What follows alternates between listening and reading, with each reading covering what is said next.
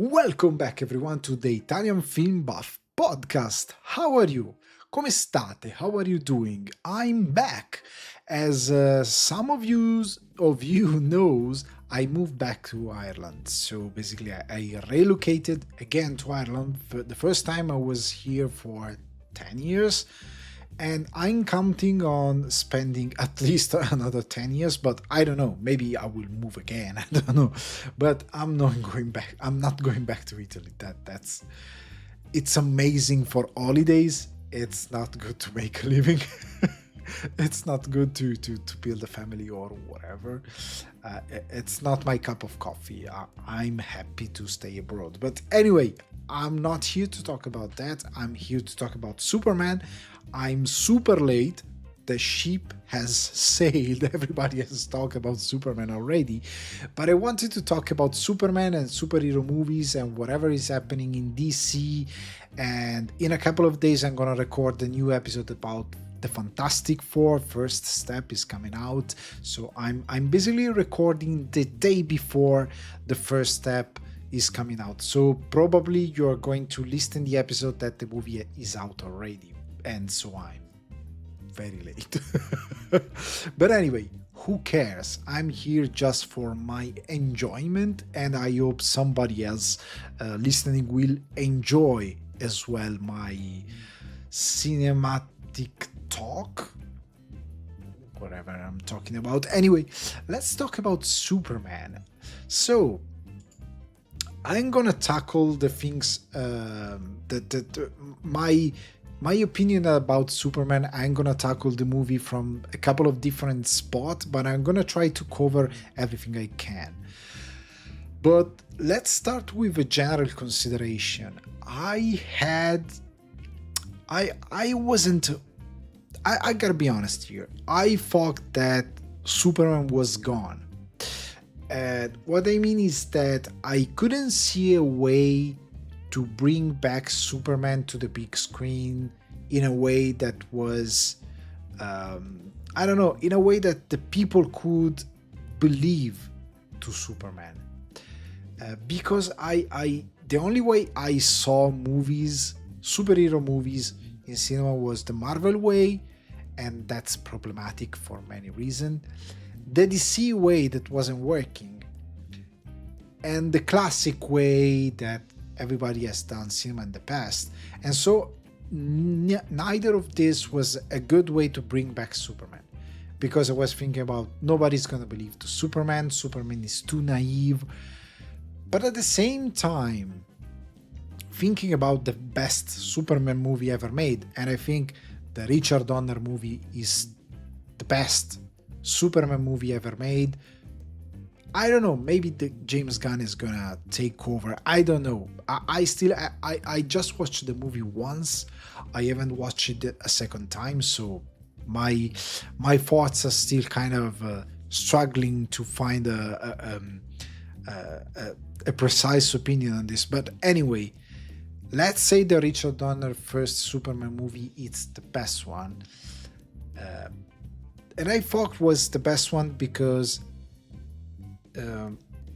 when it was made was the perfect time in history to make that movie, because it was the first time people were going to the movie theater to watch something so incredible like Superman, and because people were still pretty naive. But at the same time, I was like, people needs hope.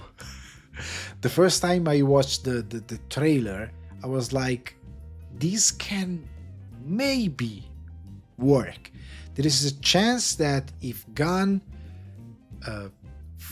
managed to find a way to bring Superman to the contemporary audience, this can be great. Because I think that nobody thought about that, but after reaching a point in humanity where we were kind of in a good place, we are going downhill pretty fast. I don't know. I think humanity is going downhill pretty fast. We reach another moment in history where many things are going to change.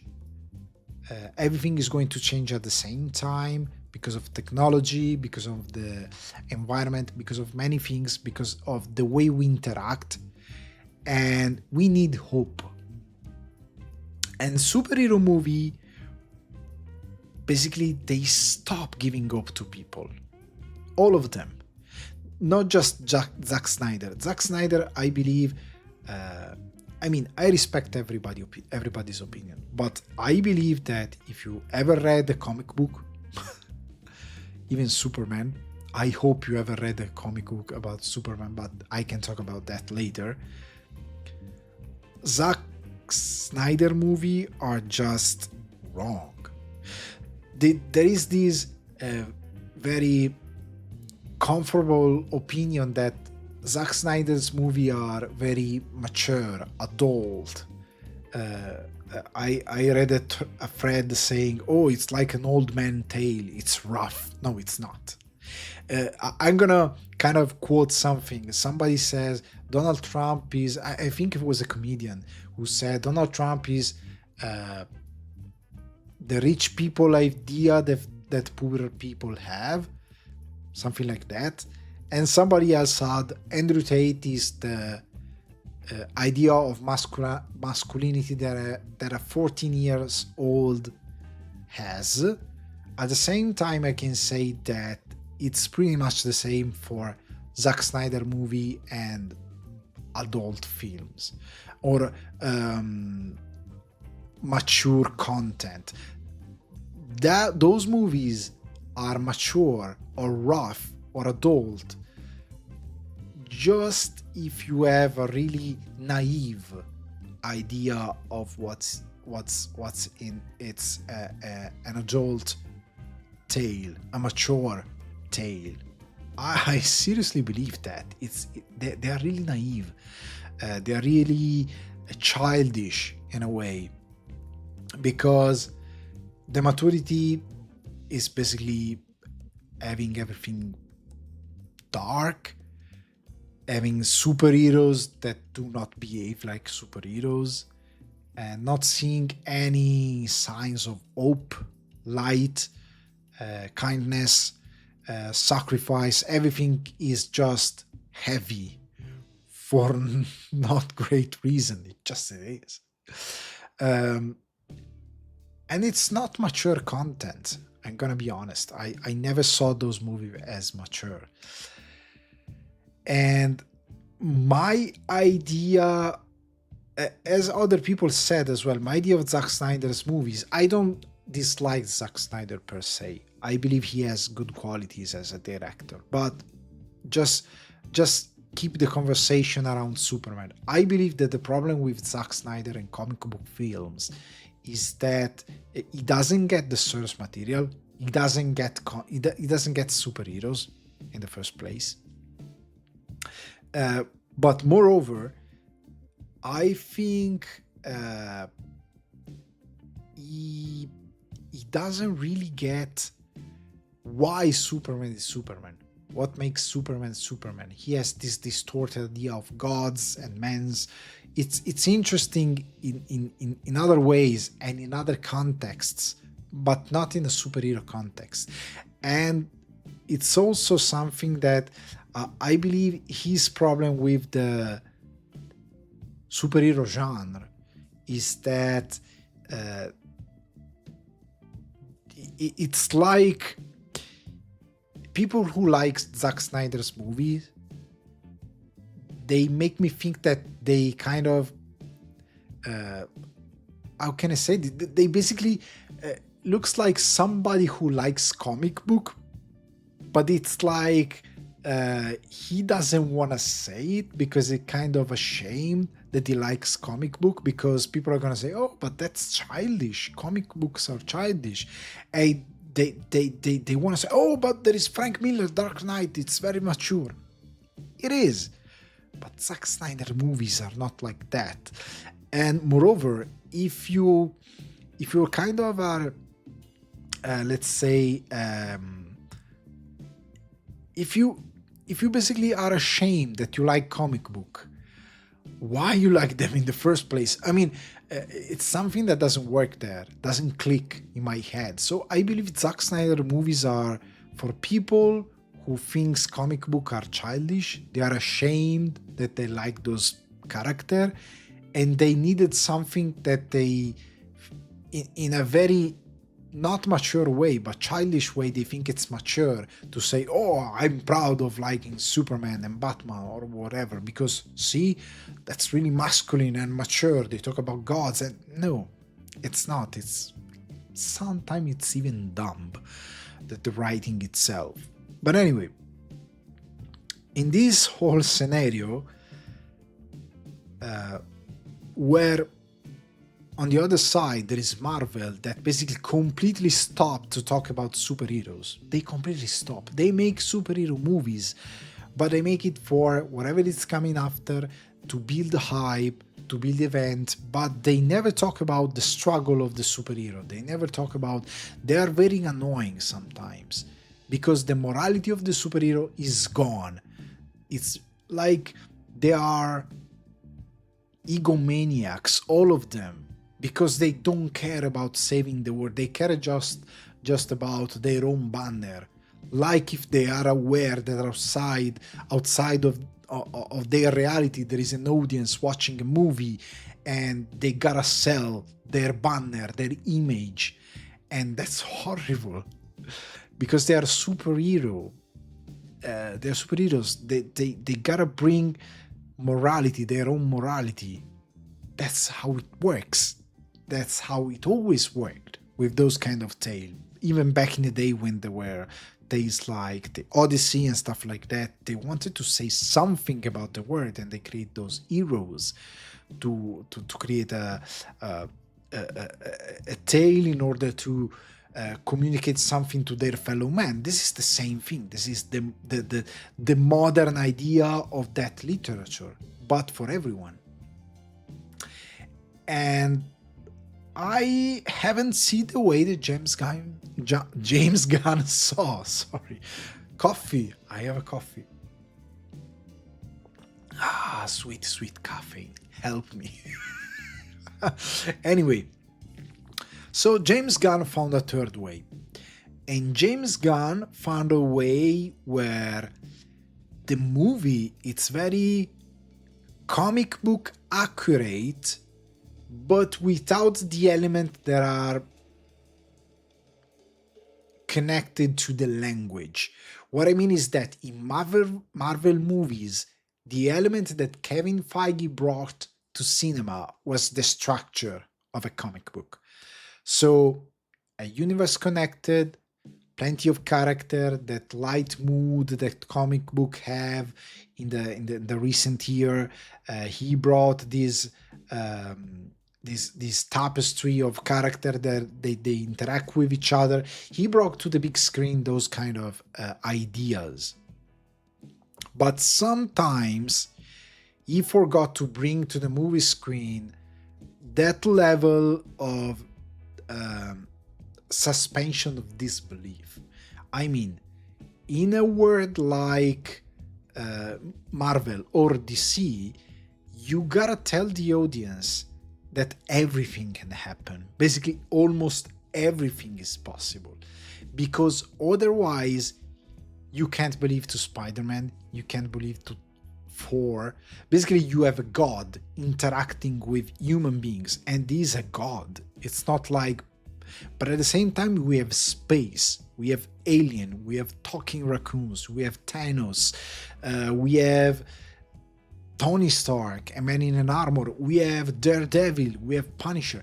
In order to believe to the Infinity Stone, those kind of stuff, you gotta tell to the audience that the level of naivety inside those tales, the science fiction level, let's call it like that, inside those comic book, it's so far, it goes so far, it's so way more extended to compare to Blade Runner, Star Trek, Star Wars, those kind of stuff, that doesn't compare. It's on another level. You gotta take that element into those movies, because the biggest problem with those movies is that sometimes kind of doesn't make any sense that some stuff are happening,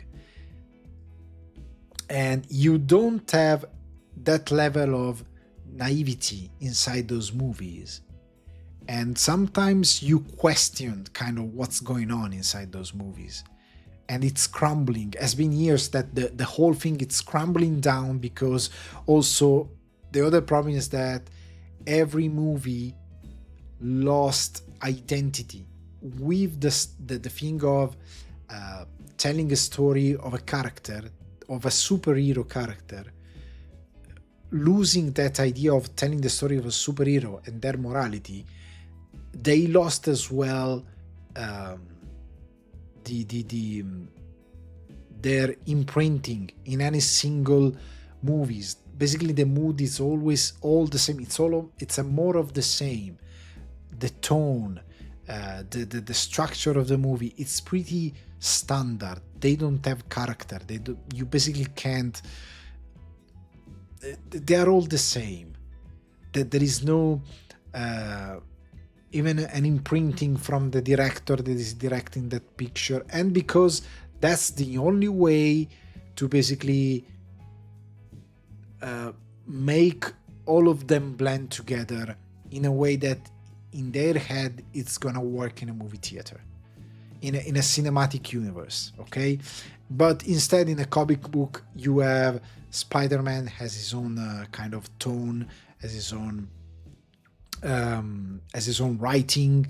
Daredevil, something different. Thor, something different. Hulk, something different. And when they come together, they kind of blend in that spatial kind of appearance. In the Avengers adventures, they blend together. But when they are separate, each one of them has his own kind of run, his own writing team, and they kind of do whatever they want to do with those characters. And they have a specific vibe and mood for each of them. And Gunn decided basically to go back and make a Superman movie that it's about Superman. And even if inside Superman there are other superheroes, the tone of the movie, it's the tone of a movie that it's like if you buy a Superman comic book. It's not going to be blend in order to say, okay, so let's stop here. In a couple of years, we're going to release a new Batman film that is going to be part of this world. But in order to make it work, we got to make it work in a sense that Metropolis and Gotham City, they can exist and say, well, no, he said, fuck it. We are not going to do that. You're going to buy this issue, Superman, and he's going to be Superman. That's what he has done. And he said that Clayface, they're going to release Clayface, is going to be kind of sort of a horror film. They're going to release Batman, it's going to be Batman. They're going to release Peacemaker, he's Peacemaker. They're going to release Supergirl, it's going to be Supergirl. So that's what is going on. When they're going to come together, they will blend. But basically, when they are separate, they have their own things. And in this way, for example, now I can talk just about Superman because it's the beginning of this new universe. Superman has his own mood, his own vibes, and it's a movie that stands on its own. Even if there is a cameo from another character, at this point everybody knows that. Sorry, I'm gonna spoil this thing, but everybody knows, so I'm gonna tell this now. We're gonna have spoiler moving forward, but even so, 3, 2, 1 spoilers. Even if at some point we have Supergirl in the movie, it's not like I gotta watch Supergirl now. Super hyped for Supergirl. Yeah, I have expectation for Supergirl, but to be honest, I enjoyed this movie a lot. I loved it, absolutely, and I'm looking forward to watch it again. So it's not like what happened in Marvel's movie, that everything happens in order to set in motion a bigger plot that is gonna basically connect all the other movies. That's not the thing. It's a Superman adventure. Period. And I loved it. I loved it. Because as well, what I was saying before is that even if it interacts with Green Lantern, Mr. Terrific, and other heroes, what I loved is that Hawk Girl, amazing, I loved her. And Hawk Girl, she does something that it's not like Superman. And those characters, Green Lantern, Hawk Girl, Mr. Terrific, they have a different morality compared to Superman. And they kind of clash in a way. It's not a clash with animosity. It's just like a confrontation. Guys, don't do like that. Don't be like that. Come on. Because Superman has his own belief and they have their own belief. And their narrative arc is going to be that they're going to change a little bit because Superman is going to inspire them. Okay. And I love this. What I love about this is that another thing is that people were like, oh my god, there are too many characters. Green Lantern, Mr. Terrific, Hawk Girl. Doesn't matter. The thing is that doesn't matter because James Gunn, in this comic booky way, let's say it like this, and I'm gonna explain why it's comic booky. I'm thinking I'm inventing a word, or maybe I read it somewhere, but anyway. What I love is that those characters, we are kind of, we live in this reality where overexposure, not overexposure, but over narration, over storytelling. We want to give away our time asking to have backstories and stories about everything. And I think this happened with the Marvel Cinematic Universe because they started to introduce character and they give a single movie to that character. And sometimes made sense, but sometimes didn't. For example, in this movie, I don't need a Green Lantern movie in order to understand who he is. Doesn't matter. Because it's the same thing. The fact that it's a comic book doesn't mean it has to behave in a different way. General speaking about storytelling rule in a general sense from any other movie. So what I mean is that if I watch, I don't know, a Scorsese movie, okay, The Goodfellas, there are so many characters. If I watch The Departed, if I watched any other movie with many characters, I don't need a single spin-off movie for any primary or secondary character being introduced. I don't need that. Those characters, they're going to introduce themselves and they're going to have a specific function inside that movie. And that's going to be it. Doesn't matter if I have 10, 5, 6 characters. Even in a Tarantino movie, there are so many characters. I don't need a single spin-off for each of them. If it's well written, they're gonna serve the narrative. And in this case, they serve the narrative, as I said, because they're heavily influenced by Superman and what he does in these movies. And the morality of Superman is gonna kind of influence them. And they work amazingly well in this movie. For example, I loved absolutely Mr. Terrific, and for what I'm reading around, everybody's loving him. And they are basically setting up a spin-off series already. For my understanding is this is my understanding, that they want to set up a spin-off TV show about Mr. Terrific. The character, it's amazing. Do we have a backstory? Do we know who he is, where he comes from? No, doesn't matter. Honestly, if they don't do that spin-off TV show, that's fine by me. And I hope that moving forward, you won't need to watch those spin-off TV shows or whatever in order to keep understanding those characters inside the movies. Because even if you watch Guardian of the Galaxy, except for little parts where Marvel was like, you gotta introduce this thing, like the gems or stuff like that. Gunn made movies that are able to stand on their own. They don't need other Marvel's movie to be enjoyable. You're gonna understand them. The third one, that it's amazing, Volume 3, Guardian of the Galaxy Volume 3, it's amazing. It's slightly connected to what happened in the past in the Marvel Cinematic Universe, because, well, everything that happens to Gamora, if you haven't watched the other movies, you're gonna be, what? But he was forced to do that. But anyway, the movie, it's perfect on its own in a way. And the fact that he was forced to do that introduced a little defect inside that movie. But here, he has no boundaries. He's starting a new universe, and he isn't forced to connect anything. And so the movie flows amazingly. And I love that. And as I was saying, those characters, they are amazing. Nathan Fillion, I love them. Absolutely amazing as Green Lantern. I love the mood.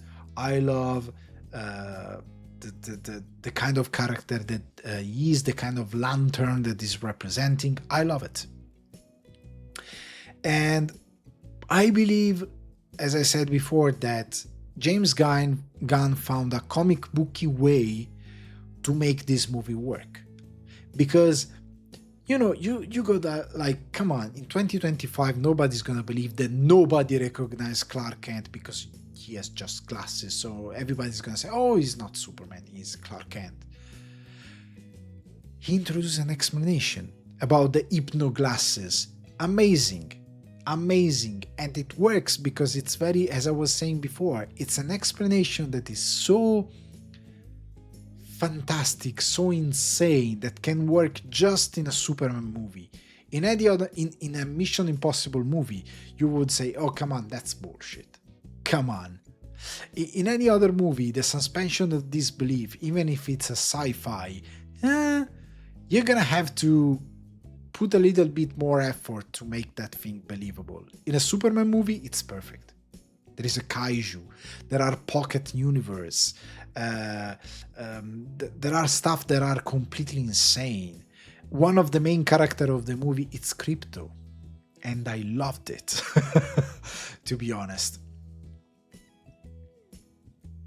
I mean, the movie, it's insane, and it works, because it's not ashamed in saying it's a comic book movie, and so it's gonna be very over the top in many choices, but not over the top like, I don't know, Batman and Robin.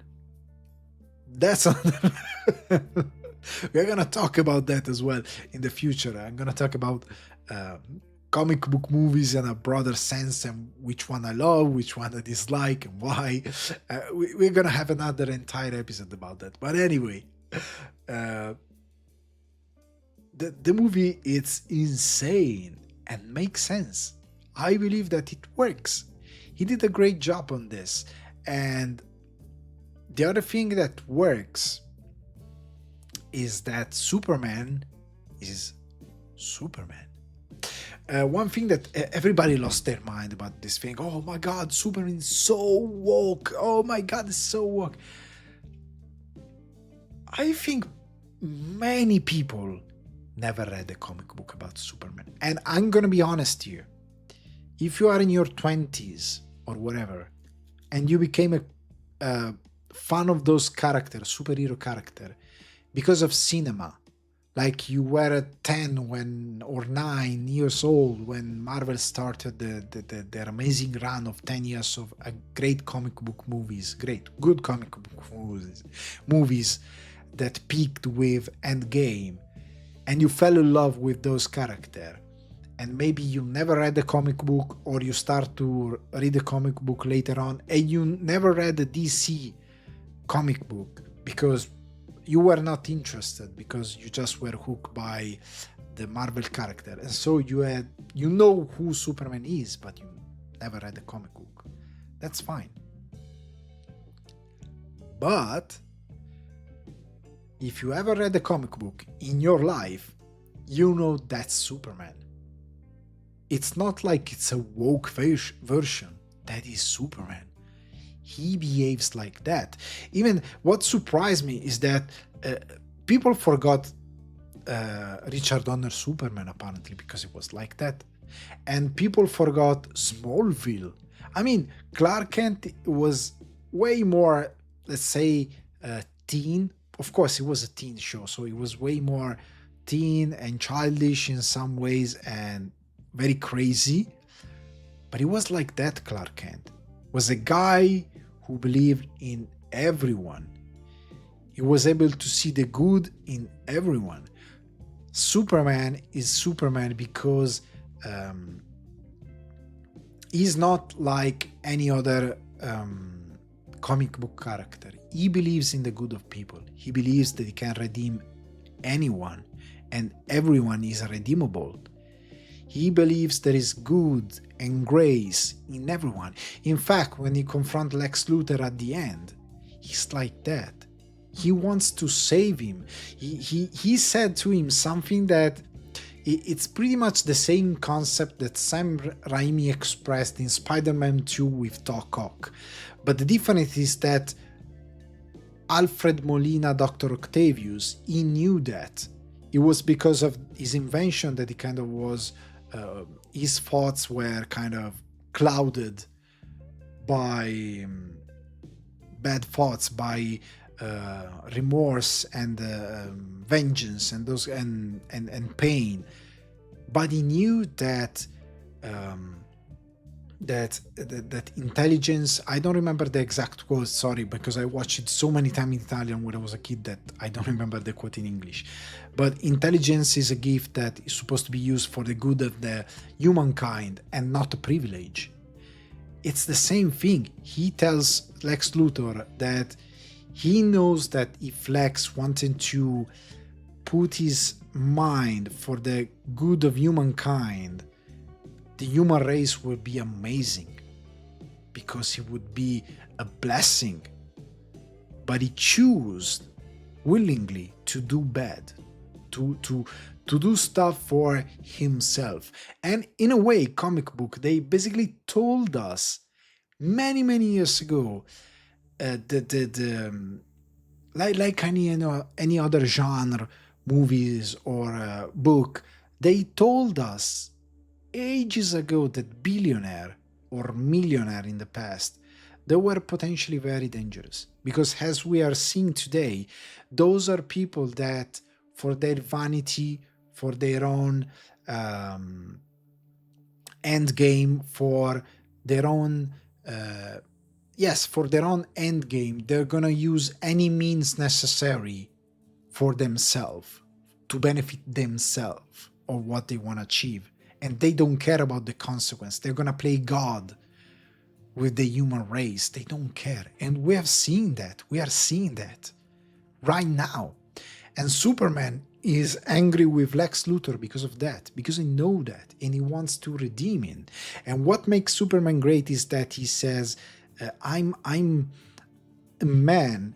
At the end of the day, I am a man because I'm afraid, I make mistake, but every day I put a foot in front of another and I keep doing them and I keep trying to do whatever I want to do. And another amazing things that makes Superman is that thing that nowadays it's us against them. And when Lois talks to Clark or Superman to interview him about what he has done to intervene in the war and whatever, he says, I wasn't representing anyone. I wasn't representing United States. I wasn't representing, Democrat or Republican, whatever. I was representing myself doing good for the sake of doing good, because I have a principle. People were going to die. There was somebody being a bully to somebody that was defenseless, and I intervened for myself, for my own principle. And I act as Superman, not not as an American citizen. In this way, Superman is representing and always represented the best part of the human race, the best morality and the best that the human experience has to offer when we act based on our principle, our human principle.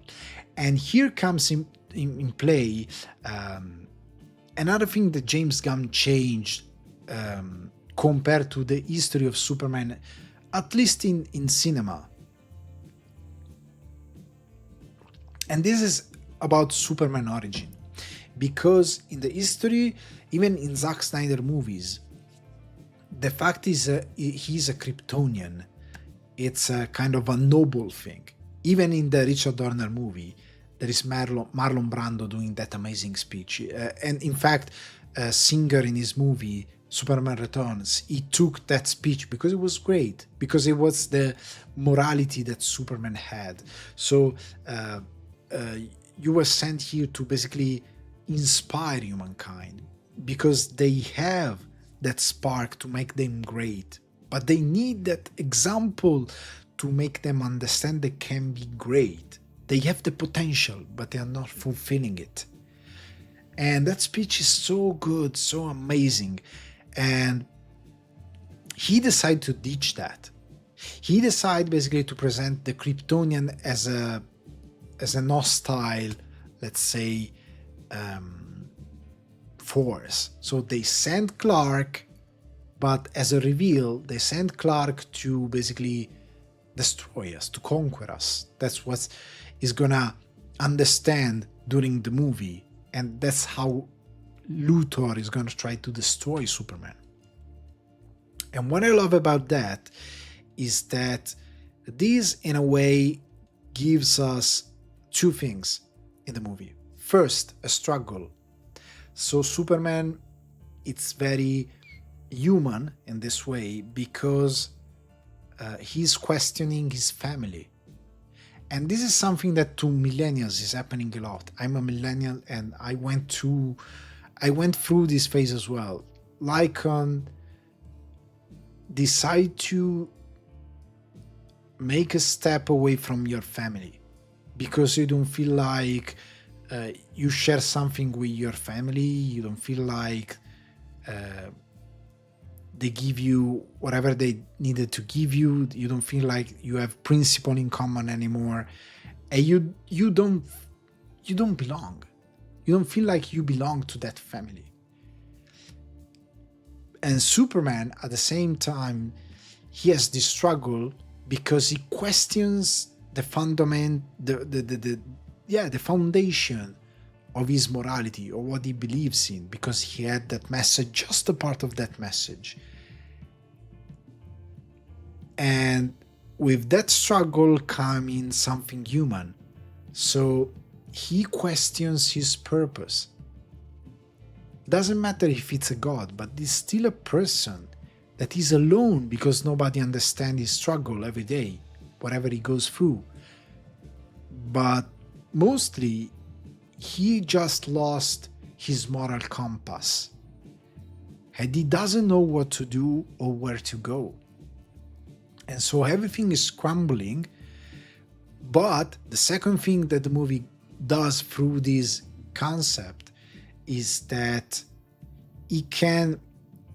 Gunn has chance to highlight what Superman has always been. And it's what I was saying before. It's the best of the human experience. Is humanity at his peak. Is a Superman. Is a superhuman. Not because of his power, but because of his consciousness. And through this adventure, he understands what's in the comic book. There has always been this concept, and partially in the movie. But we understand that Superman is like this because he grew up in a farm in Kansas. What does it mean this? Even with the casting, James Gunn tried to tell us something. So if you check the movie, the Kryptonian, my God, they are amazing. Bradley Cooper, he's fantastic. He's amazing. He's beautiful. Even at the beginning, I don't remember the name of the actress playing Kal-El Mother, but anyway, they are beautiful. they're amazing, they are noble, they are dressed in white, they look fantastic, but they are horrible. They have a horrible morality. Instead, his family, his Earth family, his terrestrial family, the Kents, if you check the actors, they look like regular people. He decided, I'm not going to cast oh my god, Kevin Costner. I'm not going to cast a beautiful actor, an amazing actor, speaking of appearances, to play Jonathan Kent. I cast an actor that looks an actual farmer from Kansas, and as well goes for Martha. They look like everyday people, and they speak like everyday people, and they do a job. They do something for everyday people, and they resemble the best part of humanity, but as well as the kind of the American way, in a way, because they look like a family from the 50s, the kind of a family that puts I don't know, an apple pie on the window to cool down. They help the neighborhood. They always helpful. They put their money where their mouth is. They are revered. Those kind of people. Simple people, but with a great morality. And Clark Kent grew up with those people. And Jonathan Kent made a speech that made me weep in a movie theater. He says something like, parents are not supposed to tell to their children what they should be. They're just supposed to give them tool to make them a fool of themselves. So our parents, they're supposed to give us the tool to grow up, and then we're gonna stumble, we're gonna fail. As Superman say, every day I'm scared, I fail, I'm afraid, I do mistakes, but I keep going, trying to pursue what I believe in. And this is amazing. It's fantastic. Oh, it's what makes him human. And I believe this angle is super precious, is super important. And in this way, Superman becomes the kind of hero that he saves a squirrel. There is a battle with a kaiju and he saves a squirrel, and also he thinks I have to defeat it, but I don't have to hurt him, and mostly I don't have to fight him breaking everything around me. Because one of the main problem with Zack Snyder's Superman is not that he's mature as many people think. He kills a shitload of people in the first movie, in Man of Steel, and he doesn't care. He doesn't care. The only time he cares about something, it's when he killed the Kryptonian. He's forced to kill the Kryptonian, because it's not really forced. He could have done many things. It's a dumb scene. But anyway, he's forced to kill the Kryptonian. He cries for that. But then he killed thousands of people. He destroyed the city. And fine by me. This is a superhero. No, this is Superman. He cares about every single life, and in order to protect those lives, he's gonna put himself in danger. And in the movies, in the movie, he's on the ground a lot, and it's like that because in order to save others, he's gonna. He doesn't care about his own well-being. He's gonna suffer. He's gonna take the punch. He's gonna fall, but he's going to do that to protect others. Even when he's in the pocket universe, he's about to be swallowed by the black hole, and he's there because of how the pocket universe works and everything. But also because he has to protect the baby. He gave his word that he's going to protect the baby. And there is Crypto. Crypto's going to help him. Amazing. Fantastic. He's like that. And of course, another things that I loved is that James Gunn gave a perfect explanation about why he's always on the ground in many occasions, because there is the clone.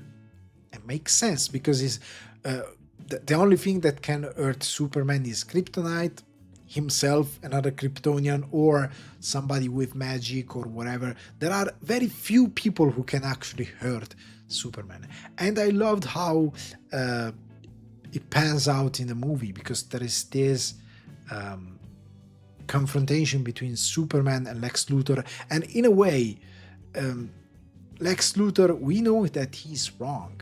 He's a bad guy, not just because he's selfish and is an egomaniac, but because he's challenging, he wants to kill Superman because he doesn't accept that he is extraordinary and how he's extraordinary, because he thinks that are his superpower that make him extraordinary, but it's not. It's his humanity. Because Lex Luthor can be extraordinary for the humankind, he refused to be extraordinary. He does whatever he do for himself, and that's it. He's willing to destroy the whole metropolis just to beat Superman. He's willing to kill thousands and millions of people in order to achieve his means, his goals. He doesn't care. The death of 1 million people is going to be a means to a goal, kill Superman. That's it. He doesn't care. So he's a bad guy because of that. And it's never going to be praised or great as you wish because of that. Superman it's being praised and loved because he's a force of good and for what he does, not because he has superpower. That's the shiny part of the whole thing, but he's being praised because he's good. He's a force of good. Lex Luthor is in the wrong, big time. And we understand that pretty clearly. And I love as well the fact that Lex Luthor, it's very mean. You know, many times in those superhero movies you go like, why the bad guy is not doing this to kill the good guy? He can do that. Lex Luthor in this movie does that. At some point with the nanomachine going in Superman's lungs to suffocate him, to basically kill him. It's very mean. And in a movie that it's so colorful, wow, that's very bold. I think nobody kind of nobody get that. Nobody got that. But it's very mean. It's a mean, vile way to kill Superman. And I love that. Means that he's not joking and he's gonna do everything in his power to kill Superman. And probably in a future clash between Lex and Superman, he's going to try something even more extreme to kill Superman. Interesting. I love that. But in all of this, James Gunn managed to keep the movie comic booky. He doesn't cross the line to make it in a stupid way too mature, to make it believable in a way that it's more suitable for a movie screen. He's being truthful to what the character and the word is, and it's believable because he gave us, like in storytelling, the rules of a story are set by the story, not by our own reality. And he gives us a set of rules that makes the movie works. And I love that. And I love Jimmy Olsen, Skyler Gisondo, amazing. I thought it was going to be just a comic relief with those kind of characters. He's not. He's very important. I like Jimmy Olsen. I like the fact that he's charming, that he has a role. I love Lois Lane, Rachel Brosnan. I love her for Mrs. Maisel. Mrs. Maisel, it's one of the greatest TV show ever made. I think Amy Sherman Palladino, she's fantastic. The TV show is amazing. She's incredible. And she's fantastic as Lois Lane. I love the scene with the coffee and the tons of sugar. It's amazing. I love the interview moment because Lois Lane is the kind of journalist that pursue the truth and even the uncomfortable truth, but she's not mean in a stupid way because she's a smart woman. And she doubt maybe what Superman is doing because she doesn't get what he's doing. She doesn't get that he's acting as a himself and not as a representative or whatever. But what she gets is Superman. She never dubbed Superman. She's questioning how he did something, but not the mean, not the end game, not the goal. She knows he's a force of good. She never doubted Superman. And there is that amazing scene with the interdimensional monster outside of the window and the Justice Gang fighting and them having this conversation. And the conversation is amazing. Like it's amazing the kiss that they share flying at the end of the movie. I think it's one of those things that is gonna stay with the audience. And I believe that the audience already made this movie their champion, because for the first time in a very, very, very long time, I see a movie that is sticking with the audience. It's not like a frenzy, like Minecraft was a frenzy. People shooting TikTok in the movie theater of them screaming because of something dumb on the screen, but something that is going to be good for viral content. No, this movie is being loved by the audience, and people are quoting the movie. People are sharing about being kind is the new punk rock. I love that. People are actually in love with what's happening in the movie, the characters, and the meaning of the movie, and it's fantastic. I haven't seen a very, very long time something like that happens, and I'm happy that it's happening right now with Superman. And I have, at this point, high hope for the future of this of the DCU. I hope they're going to nail Batman. I think it's the other most important character, because it's going to be like because the relationship between Batman and Superman is amazing, because they follow two different paths. Batman is a force of good, but through fear, through intimidation, through strength. Superman is a force of good through hope, through forgiveness, kindness, grace, but they respect each other. Clark Kent, Superman understand Bruce Wayne, Batman, and Bruce Wayne, Batman understands Clark Kent, Superman. They get each other. They don't share the same way. They have two different ways, but they live as well two different situations. Metropolis, it's not Gotham City. Gotham City, it's not Metropolis. Gotham, it's completely destroyed. The criminality is everywhere. It's a hopeless city.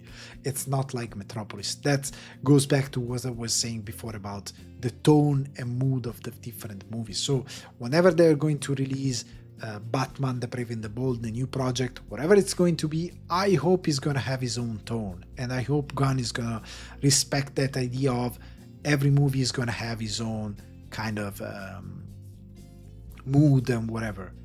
And I hope it's going to be we are going to have a great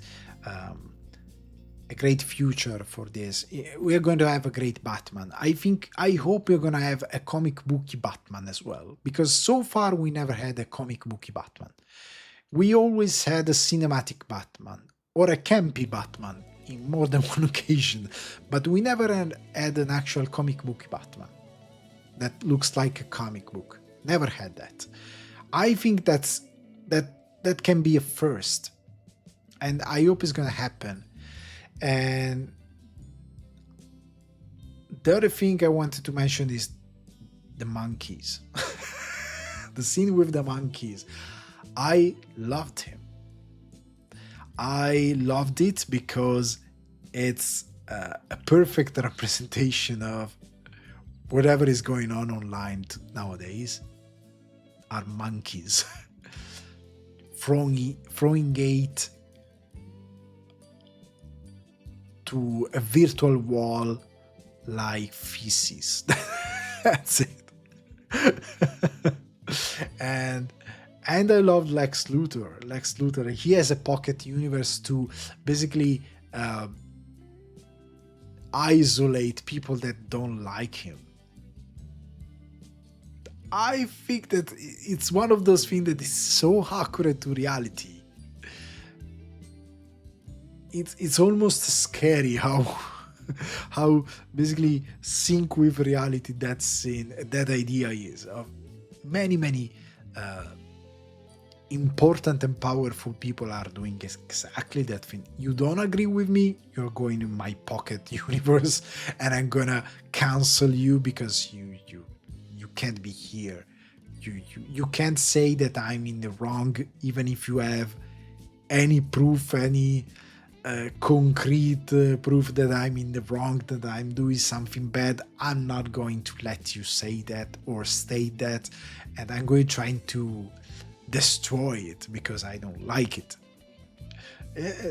It's incredibly real. But anyway, guys, this was my take on Superman. I believe I forgot so many things, but it was just a chat. It's not a review, it's a chat about the Superman movie. And let me know what you think. Let me know what you think. I believe it was a great movie. I enjoyed it very much. And now I think, no, not I think. We are going to talk about Fantastic Four First Step in next week, most likely. But anyway, the Italian Film Buff podcast is back. We're going to talk about so many other things, and stay tuned. Bye bye.